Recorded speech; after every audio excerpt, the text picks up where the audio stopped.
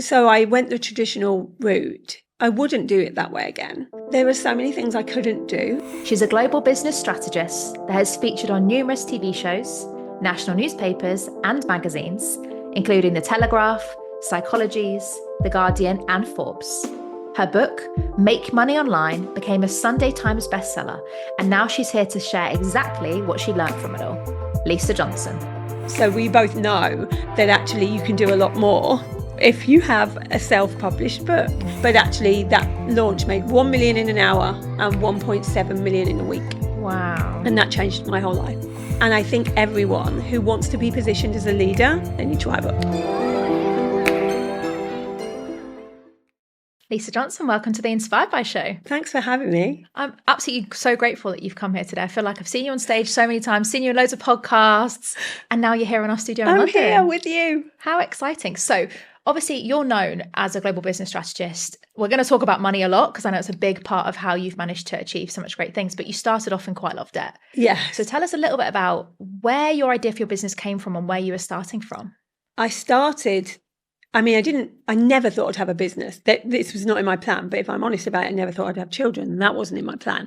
I kind of grew up in poverty and then climbed a corporate ladder from office junior on £35 a week, and climbed a ladder in the corporate world. And I was in investment banking. And so I'd done okay. I was in risk management at the time and was earning a decent amount, kind of like the 60,000 mark, which from where I came from was really good, like really good from how I grew up. And so I felt okay about that. And then I accidentally had twins. And that changed everything because I couldn't go to work at 6 o'clock in the morning and come home at 10 o'clock at night, which is what I'd been used to doing. And in the first year, me and their husband split up. And me and their dad, my husband, split up. And so then all of a sudden, it was just me and them. And I had to change my whole life. And that meant, leaving that job that I'd worked so hard for and instead going to get a job near my house so that I could be around them. And so the only jobs going were office junior, admin assistant. I went back 15 years and started again. That's what got me into debt. So by the time the boys were like 3, I was 35,000 in debt and struggling to make ends meet because my salary was the same as the childcare. Like there was no money there. And I'd found a new partner and that was great. And we got married, but he wasn't earning very much either. And so it was a struggle and I was quite independent. I wanted it to be my own money. I didn't want to use his money. I've always been a bit like that. And so in this job where I was an admin assistant, I just thought, well, I'll do something on the side just to try and get out of this debt. And so I started a wedding planning business because I don't know why it looked glamorous and I'd watched too many films. Like, that'll be nice. Yeah, that'll be fun. Like J-Lo does it all the time. It's fine. And so I started this business and didn't know anything about business. So made all the mistakes that you would do. And after the first year, I kind of got to the end of that year and realised I was making £1.15 an hour. So I was never going to be able to leave my 9 to 5 to spend more time with the kids. And so I was like, okay, this isn't going to get me out of debt. I need to properly learn business or just don't. And just make this decision that that's okay. You're just going to stay in poverty. You're just always going to live hand to mouth. You're always going to be in debt. To be fair, I've been in generations of poverty, my parents, their parents. It was a normal path for where I came from. And I just thought, I've got to give it one shot because I don't want my kids to be in that same pattern. And so I gave it a shot and I didn't have any money to give it a shot. So I had to go and get all the books out the library and go to all the free webinars I could find online. And I turned the business around. And so the wedding business started making 60 grand, the same amount as I used to make in my corporate role. And so I was able to chip away a little bit at the debt. And while I was doing that, I did that for about 2 or 3 years. It went well. But if you'd have asked me what I wanted life to look like, I would have said, I want to travel. I'd always wanted to kind of travel and go on holidays. I'd never been anywhere because of how I grew up. And so I was like, I've given myself a job where I'm working every single weekend of the summer. And not seeing my kids at all. And so I knew something was going to change. I didn't know what. And then people started asking me how I'd done it. Like, how have you made this business work? And so I started just telling them, because all the books I'd read kind of all gone in. And I was like, well, I think if you do this, this, and this, you'll get this result. And they'd do it and they'd come back to me and go, I've tripled my revenue. And I was doing this for free. I didn't know there was such things like business consultants, business coaches. And so eventually, after about 2 years of doing that, I realized that actually people would pay me to do that and I could start a strategy business because I'd learned so much in such a short space of time. And I seem to have a gift for just getting rid of the jargon and just telling people what to do. And so that's what I did. I was going to sell the wedding business, but everybody that I interviewed, they only cared about the money. So they were like, how much am I going to make? And I was like, do you have a love of weddings? And they're like, no, how much? And so I was like, I can't do it. I'd rather just not get that money because this was my baby, like the first business I had. And so in the end, I did a competition for somebody that otherwise financially wouldn't be able to have a wedding planning business, and they loved weddings. And amazing woman, Tisha, won. She's still running that business. And so then I started what is now That Strategy Co. Wow. Oh my gosh, there's so much in there that I want to dive into, Lisa. I think, can I just make a point? That competition idea and gifting your business is incredible. Well, that's what I wish somebody had done to me. So everything that I do now in life and in business is what would I have wanted and needed somebody to me. It's why, now I have a team. They have paid holidays, unlimited paid holidays, unlimited paid sick. They work a 4-day week. They work whenever they want to, because that's what I needed when I had kids. So I was like, why isn't there such a job as this? I'd still get the work done. I'd still be able to do it, but I need that flexibility. And there was none of that. And so I knew that if I had a team, I would give people what I wanted. And I've done that the whole way along. Like, what would I have wanted? Yeah. And let's go back to when you started the wedding business, and you've got a job, you've got 2 kids, twins, obviously not planned. Yeah. How did you balance starting a business and having twins and having a full-time job? It's worse than that. Because what I actually did was I stayed in the 9 to 5 throughout that whole time of having a wedding business and when I started the next company. Because I was so scared that it might disappear, because I was so used to being in poverty that I was reliant on this tiny amount over here to be able to live. And so even in the next business that I started, which was the strategy business, in that first year, in the first 6 months, I made about 100 grand in profit. I still didn't leave until a year. Oh my God. So at one point, I had 2 businesses on the go. The kids were 4, the twins. I had family stuff going on. It was just, and a full-time job. It was crazy. How did you balance it all? I mean, speaking personally, I'm pregnant at the moment and having my business, and I know my partner's so supportive and the team are incredible, but I have a team that I can rely on. Yeah, I know. How did you do it with twins and with a full-time job and then 2 businesses? Well, now I look back, I think, how did I do it? But what I actually did was I'm quite pragmatic about time. So I was very much like, I will get up at 5 o'clock till 7 and I will work on the business. In my lunch break at work, I will work on the business. And then when I've put the kids to bed, because there was a little bit of time where I was on my own with the kids as well. So it would be like, put the kids to bed. And then between 7-ish and 9 p.m, I'd work on the business. And that's how I worked on the business. But that tiny bit of time made me 220,000 in the first year. And it's why when people say to me now, I just don't have the time to do it. And then I see them watching like Bridgerton. I'm like, oh, you do. You're just choosing a different priority. Yeah, definitely. But I think that's one of the things, because I see a lot of people in business. I think Lisa and I were quite similar in the sense that we just want to get it done. Like whatever needs to happen, just put the excuses away and just get it done. I think a lot of people they think they haven't got time because they've got other priorities. Yeah, right? It's just a priority thing. You're just choosing what you have time on. And if I'm honest about it, I didn't spend very much time with the kids between the ages of 4 and 6 because I was obsessed with my business. I was building this thing that I knew was going to give us freedom in the long term. And so I did sacrifice some time that I could have spent with them when they were really little. And that was a choice. It was a priority choice so that I could spend more time with them when they remembered that I was with them. Yeah, I love that. Yeah, because I think there's a lot of pressure on mums in business to I mean, even mums in career, working mums, to, you know, who's the career person, the businesswoman, and who's the mum. Yeah. And I think people will never really get it. They'll never really see. No. They'll see what they want to see, but they'll never really understand. And there's always going to be an opinion. There's always going to be an opinion on whether you should be with the kids more, with the business more. There's always going to be people that have their ideal of what you should be like as a parent. I'm really lucky that I have a husband who is, you know, the main carer of my children, and an ex-husband who is the second carer of my children. And so I do the least when it comes to the childcare. So those two just juggle, the ex-husband and the husband, they juggle it between them so that I can do the rest of it for all of us. And that works really well for us, but I know that's not normal. But then neither is making the money and the success that you've had in your businesses as well. And I think sometimes it's accepting that actually normal doesn't work out very well for many people. No. So we've got to find the stuff that does. So you obviously had both the businesses, you were making good money in the business. When did you then make the leap and make the decision to go, goodbye job?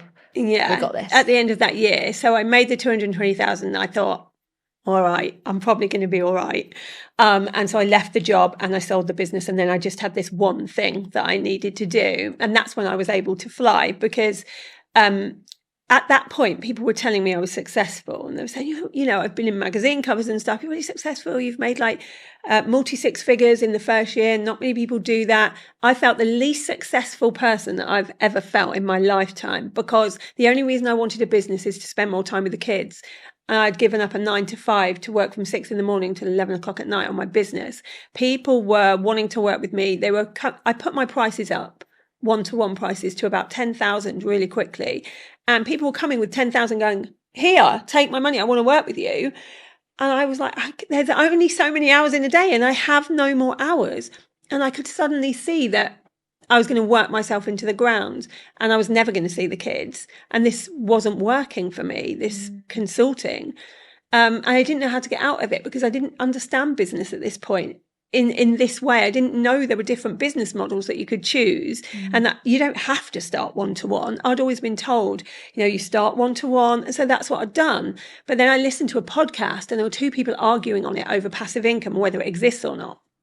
And I like a bit of a debate. So I was listening in and I thought, if this is a true thing, this is what will change everything for me. Because if I don't have to trade time for money, then that will work. And so I decided to put half of the money I'd earned in that first year into learning about all sorts of passive income.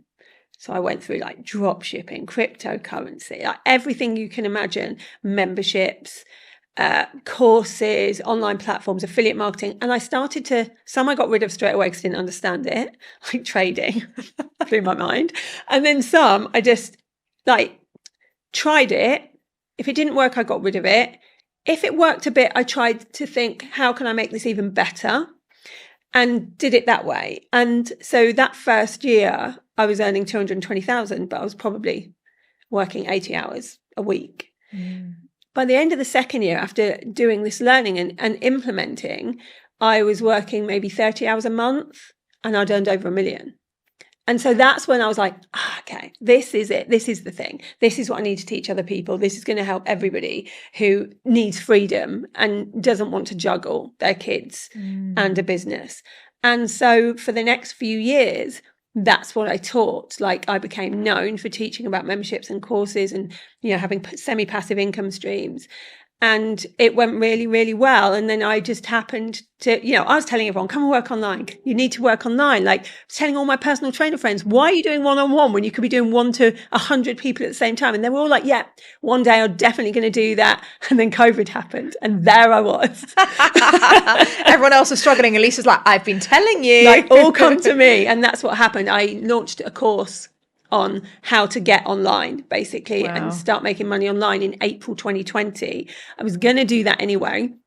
I got scared because I'd been running courses like that and making about 300, 400,000 each time I ran a course, which was good. But then I thought, I'm going to do my first affiliate launch. I'm going to get other people who have done my course to tell their friends about it so they can, you know, I can give them a bit of money for doing that and they can come onto the course.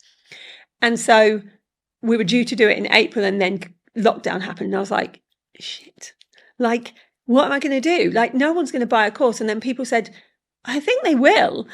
People are getting this thing called furlough. They've got money to learn and they've got time. This is probably your best chance. And I was like, I'll give it a go. If it goes wrong, we'll blame COVID. So I won't look bad. I'll be like, COVID happened. But actually that launch made 1.1 million in an hour and 1.7 million in a week. Wow. And that changed my whole life. I'm not surprised, because there's so much to that where, you know, even just the strategy behind it, you're like, because then you can rinse and repeat it. Yeah. But also the beliefs I imagine that you'd had, because, you know, I'd love to know, you mentioned about the generational poverty. One of the things I see a lot of people do is they're so used to being skint and having no money that when they get money, they lose it, they waste it, they manifest reasons to not have it. Yes. How did you then start to receive this, I've just made 1.7 million? Well, I had to do a lot of money mindset work before that. So that first 100,000, if you look at the jobs I've had in my life and the things I've done, I should have already been making six figures. And I was smart. Like, I got a law degree while working full time in a job when I was like 28, over a 4-year period. And I got a high 2-1. I knew I was smart, but I wasn't making the money that a smart person should make. And I think it was all money mindset, because I got bullied. I went to a private school. I got a scholarship to a private school, and I was the poor one, and everyone knew me as the poor one. You know, my middle name is Carmela, and they used to call me Smeller Carmela because I was in the second-hand uniform, and, you know, I was very stood out as not one of them. And so I was bullied really badly by rich people. And so my head put that together from a very young age, that rich people are bad. And so when I was trying to make money, even in that first business, I wasn't making very much money. And I think I was self-sabotaging constantly to not make money, because in my subconscious, I didn't want to be one of those bad people who are mean to everybody. And I thought that's what happened, you know, subconsciously when you make money. So I had to do a lot of work on that. So by the time I got this 1.7 million, I'd already been doing work on money mindset for a good 3 years. So I was ready for it. Do you think if you hadn't done the money mindset work earlier, you would have ever hit that 1.7 million? I would have sabotaged it. I can see the patterns I was doing, like not believing, you know, people from where I come from don't make that kind of money was my biggest belief. And so I didn't, because I didn't put the effort in. If we believe something, we're not going to go and put the effort that you need to do in the first year of a business is, you know, I'm doing a second business now, and I remember it was like this. It's like you don't sleep. You are just constantly working, and you wouldn't put that effort in if you didn't believe it could give you the reward. And so I think that's why I was self-sabotaging. I was not putting the effort that was required in, because I just didn't believe. And I see that now with my clients, like One to Many, which is my main program, teaching people how to do what I did. I see them going, well, you know, I'm really busy this week with other things. And I'm like, what's your priorities? Like, why aren't you doing the work? And I can see them self-sabotaging because of the same limiting beliefs that it won't work anyway. People like us don't just suddenly become millionaires, right? But, you know, over the past 6 years, in pounds, I've made over 20 million. It can happen. And I believe that it can happen to anyone that's resilient enough to try. Yeah. Because I've had clients that have gone from nothing to millionaires. Yeah, and it just shows that it's possible, not just because you've done it, but you've obviously shown others to do it. And then obviously, Lisa, you've gone on to do all these programs, these memberships, these courses, and then you decided to write your first book on the subject, so make money online. What made you want to write the book? So I didn't want to write a book. I love the honesty. Now, we've been talking about quite a lot in this episode, how to write your book. Maybe there's a part of you that knows you want to write a book, but you don't really know how. Maybe you find yourself getting stuck in your own head with, what do I include in a book? Or what do people actually want to read? How will I write it? How do I keep the motivation going to actually get it done? Now, if any of those pop into your mind, then I'm really excited to introduce you to Just Write the Damn Book. It's a book I've written that tells you everything you need to know about how to actually write your book. Included in the book, I run through what's called the book writing blueprint. This helps you know how to write your book, get your ideas down on paper or on the keyboard to make sure you can get it out of your head as quick as possible. In this book, I share the system that I used to write my first book in just 10 days and publish it within 28 days. So if there's any part of you that thinks, Chloe, I don't have 6 months to write my book, you don't need it. You just need to learn how to just write it. So if you want to get your hands on Just Write the Damn Book, to grab your copy, all you got to do is click the link in the bio or in the show notes, and we'll be able to send you directly a copy of the book. You can grab it on Amazon, on Audible, on all the other book publishing platforms like Waterstones, Barnes & Noble, Spotify, and everywhere else. Get your copy and just write the damn book now. At the beginning, I was like, I don't think this is for me. I don't think writing a book is the thing. And also the time. I kept thinking about the time it was going to take to do it. And then I did a podcast. I started a podcast, and I got to, I was number 1 in the UK business charts for the business podcast. And no one had done that who wasn't a celebrity for 2 years. And so because of that, I got noticed by publishers who, I didn't know this, but how they find the next new talent is to look at podcasts. And so I got contacted by 2 publishers in a week. So HarperCollins and Hachette both contacted me to write a book, and both wanted me to pre-sign immediately with them. And it was a bit like, I don't have an agent. I don't really know what I'm doing. I don't have an agent. But I thought, the money that they were giving me was worth it, the advance. And so chose to go with Hachette. And then I had to write the book. Now, I'm very lucky. My husband is my copywriter.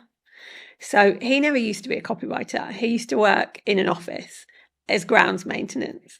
And he told me once that there were 3 things when we got together that he wanted to be when he was younger: a footballer. I can't help with that, he's too old. A rock star. He can play the guitar, but I don't think he's ever going to become a rock star. Or a writer. And so when my business started, I hired him straight away as a copywriter, and he's brilliant at it. And so he helped me write the book. So we'd sit down like this, and I would tell him all these stories from my childhood, and I would tell him what I'd learned about that, and he would write. And then he'd come back and go, is this right? And I'd tweak it a bit, and we'd do that over a period of months. And that's how I was able to do it while running the business. Wow. So he saved you. Yeah, I wouldn't have been able to do it. I would have just there would have been me in the last weekend before the deadline trying to scribble something down. Yeah. But I'm a good talker. I can tell the stories. I'm not a writer. Yeah. Interesting. But obviously you had the brand, and that's what attracted the publishers. So then you went on to publish the book. So you wrote the book with your partner, then went on to publish it. So how was that experience for you, and what did you find coming out of it? If I'm honest, the reason that I wanted a traditional book is because I wanted to see it in a bookshop. That had been my dream since I was young, to have a book with my name on it. I love books.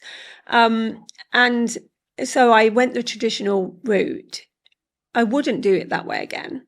There were so many things I couldn't do. The cover wasn't the cover I would have chosen. I wasn't allowed to put about my courses in the book. Things like that I really could have used. I now can't use that book as a book funnel, because I'd have to buy the book and it costs $16.99. I'd have to buy the same price as everybody else would. So it's, I wouldn't do it that way again. It was good for a first book because I wanted the ego tick of seeing it in a shop. I got that.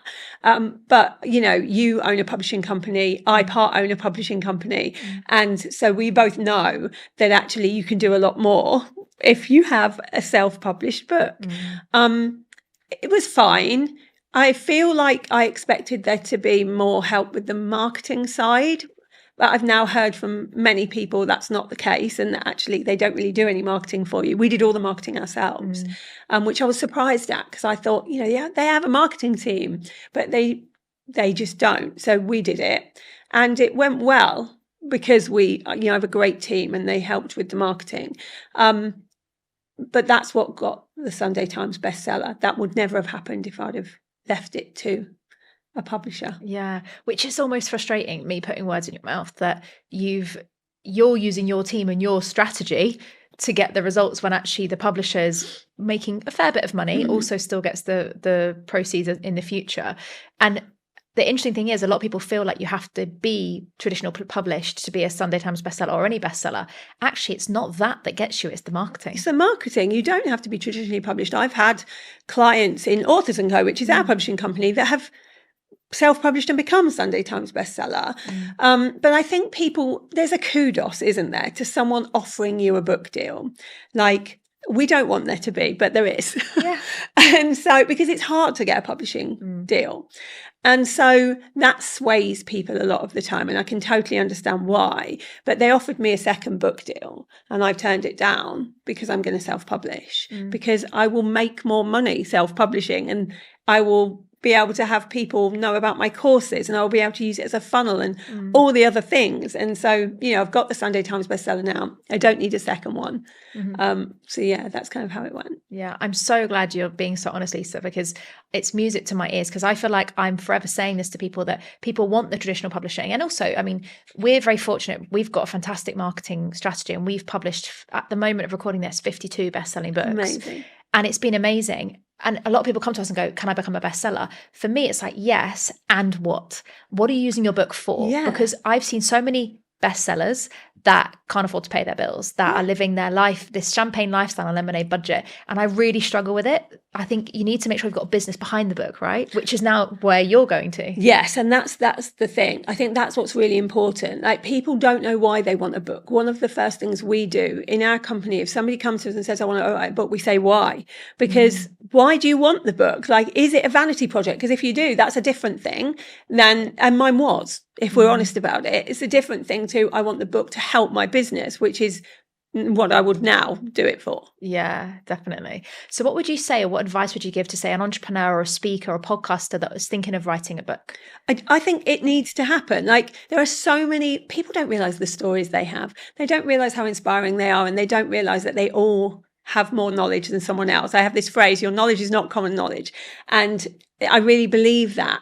And I think everyone who wants to be positioned as a leader in their field, they need to write a book.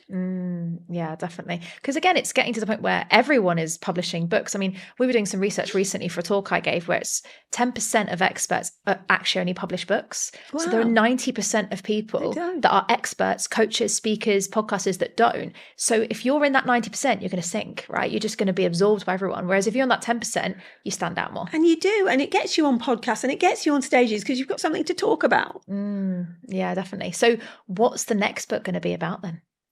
I actually want to do it about something completely different.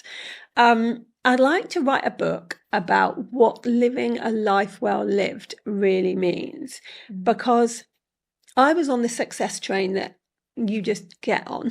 You don't know what success really is. You think you know what success is because everyone tells you what it is. Get the 6 figures, the 7 figures, the book, the podcast, get invited to 𝘋𝘬𝘃, all the things. And I was on that train and I was doing well on that train and had an epiphany and realized this isn't my idea of success at all. It's just the one that everyone's cheering me for. And what is real success? And so I would like to write a book on what that really is, because it's nothing to do with money. Oh, I love that. And obviously you're so known for money. Yeah. Like, money's great. It gives you experiences. It opens doors. It gives you opportunities. You can change the world with money. You can help people with money. It's not going to make you feel fulfilled ever. It was only when I started doing things differently. Basically, my best friend died in January 2023. And people were saying that he, what an amazing life he lived. People was given this phrase, such a life well lived. And I was confused. He didn't have a wife. He had no kids. He hadn't traveled to everywhere he wanted to go. He didn't have an amazing job, and he certainly didn't have a lot of money. So I was like, why are you saying this about him? I don't think that he did have a life well lived. And they said, because everyone that met him or came into contact with him left better off. And that was like a blow to me, because I was like, that's not what I thought a life well lived meant. I thought it was all about the experiences, the things. And it's not about that. And so from January 2023, I started an experiment called A Life Well Lived, where every week I would do something for someone else randomly. So it could be that somebody needed IVF and couldn't afford it. So I would just pay for it. I would just find them on the internet and pay for it. These weren't people I knew well. Some of them I didn't know at all. It wasn't always things to do with money. Sometimes it was, like somebody hadn't had a holiday with their child and it was a single parent. I'd buy them a holiday voucher. Money is the easiest thing I can give. But there were things that weren't to do with money. Giving away some of my courses that someone really needed, or just being on the phone at 3 a.m. for somebody that was struggling. I did that every week and I continue to do it. And what I found is I made more money because there was a purpose for it. There was somewhere, I have all the things. I don't need any more bags. Like, it needed a purpose, and it gave me a purpose because the more money I made, the more things I could do. But also, for the first time since being on this journey, I felt fulfilled. And people don't realise that that's what it's going to take. And I felt stupid because people had told me right at the beginning of my journey, money isn't going to make you happy. And I was like, yes, it will. It definitely will, because I've never had it. And so, and it did. For a time, it made me happy, but it didn't make me fulfilled. And people tried to tell me that, and I didn't listen. And I know why. Like, if I tell somebody else that who's struggling now and in debt, and I say, look, money's not going to make you fulfilled, they're not going to listen to me. So I totally get it, because I was in that position. But actually, they were right. You need more than that. And if you look at anything from Maslow's hierarchy of needs to any of them, self-actualization and that top bit of doing things for others is where people get to. And it's completely right. So I think the book will probably be about this. Oh, I'm dying to have a read. That sounds really interesting. You mentioned Maslow's hierarchy of needs. I was thinking of that as you're explaining that, because it's like at the time when you need the money, where your safety needs are so low, that's the bare minimum. Yeah, you need But once it. you've got that, it's not going to keep you. No, you'll need other up. things. Yeah. And I see people on the same train I was on, like they're at multi-seven figures like I am. And then someone will say to me, when you get into 8 figures? And I just kind of went, well, I'm not really that interested in doing that. But if it happens, it happens. But for other people, that's their next thing. And then what's going to happen? Like, when does it stop? Where is the peak of the mountain for them to be happy? And I think you can be very easily led down that path of status, of thinking that's where happiness is. But happiness is contentment and peace, and you won't get that there. Yeah, definitely. And we talked a bit off camera about a lot of the time when you start to attract that status and that significance, it's not always positive. That's so right. you can attract a lot of negative as well. And one of the things that I know about you, Lisa, is you're resilient. You've been through a lot, and you've had a lot of haters and a lot of comments, a lot of trolls. So how have you been able to still stand tall with your shoulders back and being able to essentially handle that? Yeah, I guess my childhood gave me a training ground for how to deal with bullying. But I didn't really expect to have it in the online world. I was a bit scared of it when I first became visible, because I'd been so badly bullied as a child. I was a bit scared of it showing up. And then somebody said to me, a coach said to me, it doesn't really happen online. And that was total rubbish. But it made me start. I now tell people it does happen, but there are ways you can deal with it.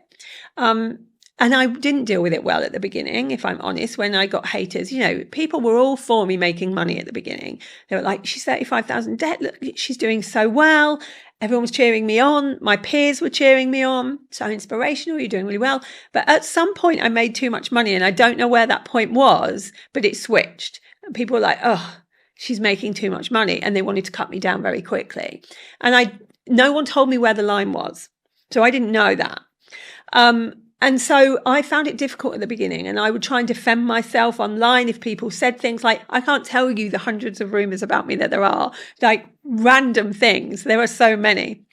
And I used to try and defend that. And then I did some inner work, and that actually changed the game for me. I did quite a lot of like EMDR and like brain spotting and just stuff to heal the bullied person from when I was younger. And now I don't care. I just don't care. Like, they can say whatever they want. If you're talked about, you're doing something right. Yeah. Like, that's how you have to see it. And we've turned things into a game. So, for instance, we now have troll T-shirts. So every time I'm trolled, we try and find. So if I'm in a national newspaper, I'll be trolled badly. When we did a $3.6 million launch in March. During that launch, I was trolled really badly on Mumsnet because I made too much money. And so something had to be wrong with me, right? So we look for the best comments and we turn them into T-shirts. My audience buys them and the money goes to Bullies Out, which I'm an ambassador of. So now I love it. I love the trolling because it makes me money and it makes the charity money. And the trolls don't realize they work for me. Which is fun. I love that. But it's had a knock-on effect because I started doing this and had some of these T-shirts on, like she only makes her money from OnlyFans, or like she's the love child of 𝘋𝘢𝘯𝘨𝑦𝘥 and Alan Partridge. That was one of my favourite ones. I had that on a T-shirt. And because of that, other people that are bullied have started sending me things and going, look, I've got one that I can make into a t-shirt. I got trolled. And they're not seeing it as bad anymore. They're seeing it as just part of what we have to deal with in this world, and that actually we can make money from it.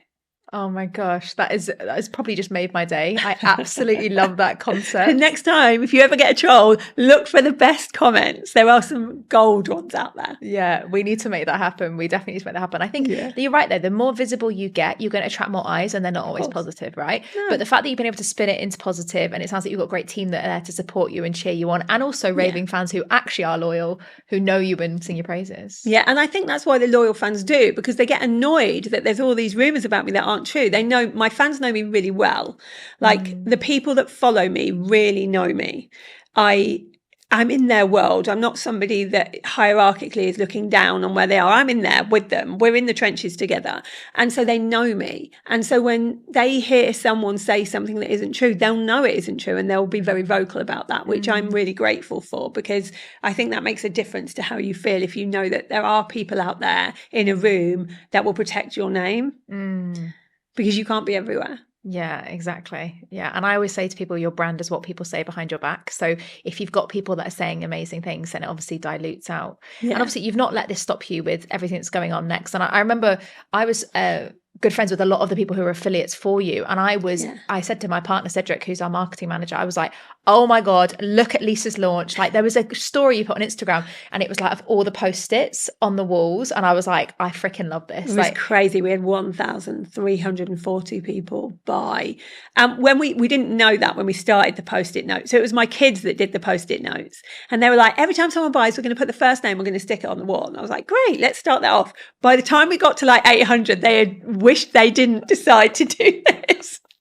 But yeah, it was brilliant. And I don't know whether we'll do an affiliate launch like that again. It was a lot of work to do an affiliate launch that big. And also I think that there is merit in having fewer. So we are changing the strategy a little bit. Yeah. I was going to ask, how many affiliates did you actually have for that launch then? The amount of affiliates that we had making sales was about 70. Wow. And let's be honest, these aren't just people that get a link and don't do anything with it. Like you've got to communicate with them, or your team have to. There's a lot of stuff. I think a lot of people don't realise what goes on behind the scenes of an affiliate launch. It's a lot of effort, and also it's a lot of profit. So from that 3.6 million, I say only in a really ridiculous way here, but 2.7 million was profit. The rest goes to them because you are sharing the profit. And I think people need to understand that if they decide to do an affiliate launch. Although I do hear a lot of people say ridiculous things like you can't make any money during an affiliate launch because of how much you have to pay out. And I'm like, we give decent prizes. Like I just took all of my top affiliates to New York, business class, stayed at the Plaza, did some amazing things. You can still make a really, really good profit.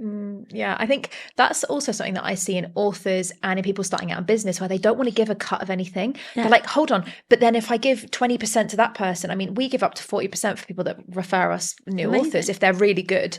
And it's one of those things where you're like, but I'd rather do that because I'm paying for ads, I'm paying for other stuff. But a lot of people, I think, have a lack mindset where they're like, I can't give that away. And that's such a bad way to think. Like, I really believe that success isn't success unless you are pulling people up with you. And by sharing wealth and by sharing opportunity and audience, you're pulling people up with you. And you will only ever do better doing that. Yeah, exactly. And you've now gone on to not just focus on the Strategy Co and Authors & Co. You've also now got a brand new business that I believe we're allowed to talk about. We are allowed, but only because it's not coming. Your podcast isn't coming out for a while. 2 years ago, I went to the franchise show and I looked around the franchise show to see what I would buy if I was going to buy a franchise. And there was KFC and there was McDonald's. I was like, no. And then there was a million baby groups, and there wasn't one thing that I would buy.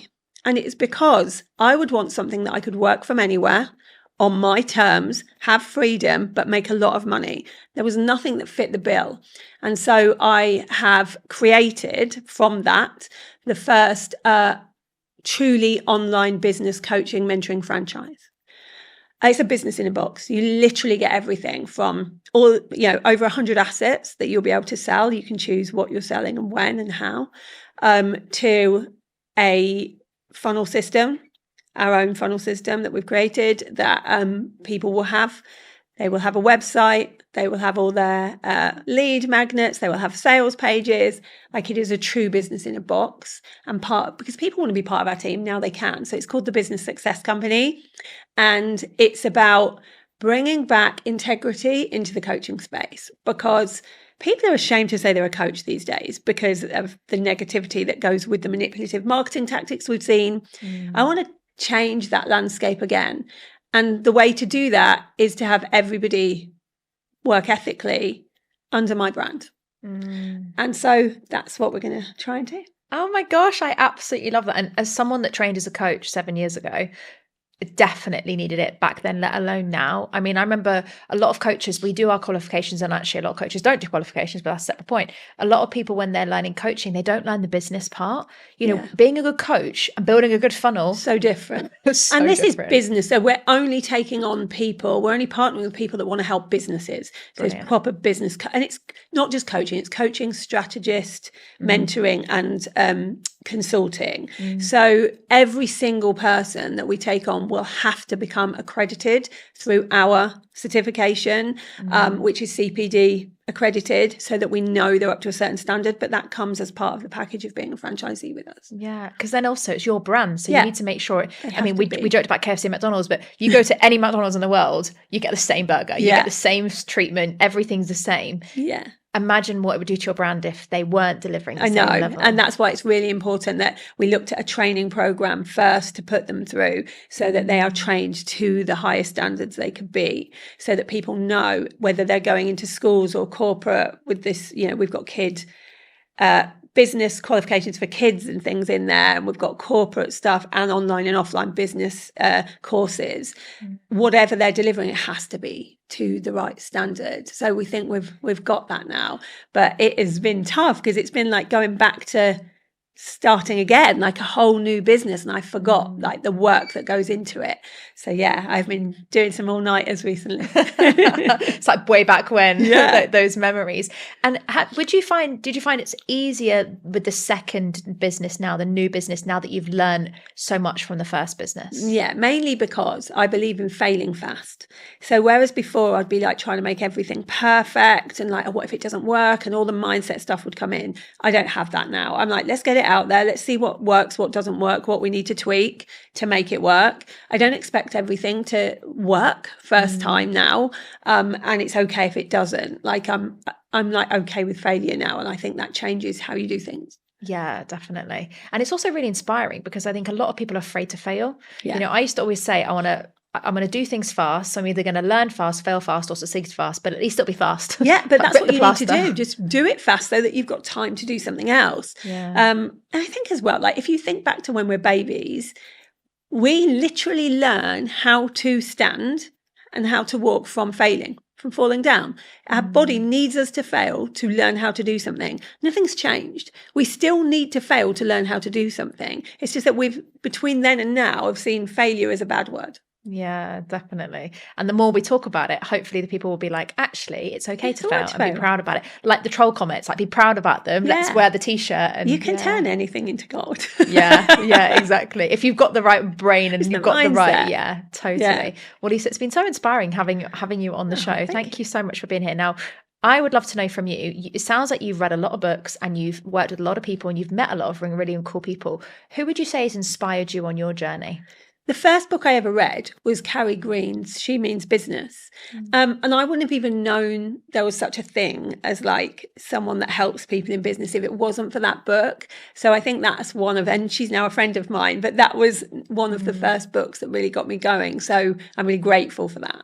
Yeah, and that's a fantastic book. We actually had her on the show we just started recording, actually. A friend of ours, Nick James, mutual friend, recommended, and I was like, oh my God, I'm going to have Carrie Green on the podcast. And she's so inspiring, isn't she? She's brilliant, because the way she wrote that book is a person to a person. And that's what I needed back then, like not business jargon, just like a person to a person. And I think those books are so inspiring, because it means that you realise that if they can do it, you can do it too. And that's what I now try and inspire others to do. Yeah, absolutely. And so we have one final question that we ask all our guests at the end of every episode, Lisa. So who do you know that has an inspiring story that you think we should have on the show next? If you haven't had them already on, you need to speak to Dani Wallace. Oh, do you know what? She's been recommended so many times. I need to get her in this. She's really in inspiring. Like her story, she's a client of mine. And what she's done in the past 3 years is amazing. Yeah. Oh, Dani is a very good friend of mine as well. And we're going to be lining it up. So thank you so much, Lisa. Really, really appreciate you coming on the show and the introduction to Dani as well. All good. Thanks. Fantastic. Well, hope you have enjoyed this week's episode of the Inspired by Show. What an inspiring story that we've had from Lisa today. I hope you have got loads of golden nuggets. If you haven't already, make sure you share in the comments what's been the most inspiring message that you've had from this week's episode if you're watching on our YouTube channel. If you're listening on Apple, Spotify, or on YouTube, then make sure you subscribe to the show so you don't miss our next inspiring guest. I'll see you next week.